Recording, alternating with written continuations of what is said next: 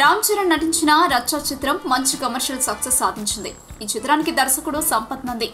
అప్పటి వరకు సంపత్ కు మంచి ట్రాక్ రికార్డ్ లేకున్నా అతడు చెప్పిన కథ నచ్చడంతో రచ్చ చిత్రానికి చరణ్ పచ్చజెండా ఊపాడు. ఈ చిత్రం మంచి కమర్షియల్ ఎలిమెంట్స్ ని దట్టించిన సంపత్ మాస్ ఆడియన్స్ కి చిత్రాన్ని చేరువచేశాడు. ఈ చిత్రం వసూళ్ల వర్షం కురిపించింది. ఆ తర్వాత కూడా చరణ్ తో సినిమా చేయడానికి సంపత్ ప్రయత్నాలు చేస్తూనే ఉన్నాడు. చరణ్ కూడా సంపత్ తో టచ్ లోనే ఉంటున్నాడు.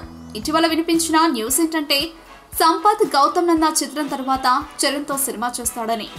కానీ అది మాత్రం గౌతమ్ నందా రిజల్ట్ పై ఆధారపడి ఉంటుందని టాక్. ఈ నేపథ్యంలో గౌతమ్ నందా విజయం సంపత్ కు అవసరం అన్నమాట. చిత్రం శుక్రవారం ప్రేక్షకుల ముందుకు వచ్చింది. చిత్రానికి మంచి రెస్పాన్స్ వస్తున్నా కమర్షియల్ గా ఏ మేరకు విజయం సాధిస్తుందో తేలాల్సి ఉంది.